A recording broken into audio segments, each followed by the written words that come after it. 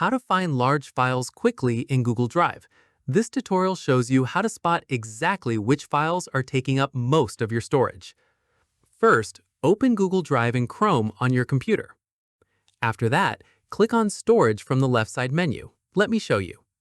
From there, wait a moment while Drive loads every file you own, sorted automatically from largest to smallest. At this point, look at the size column next to each file to see exactly how much space it takes up.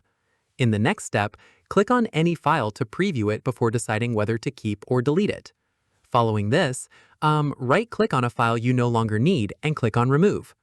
Once done, repeat these same steps for any other large files you want to clear out. From here, click on Trash from the left side menu once you're done removing files.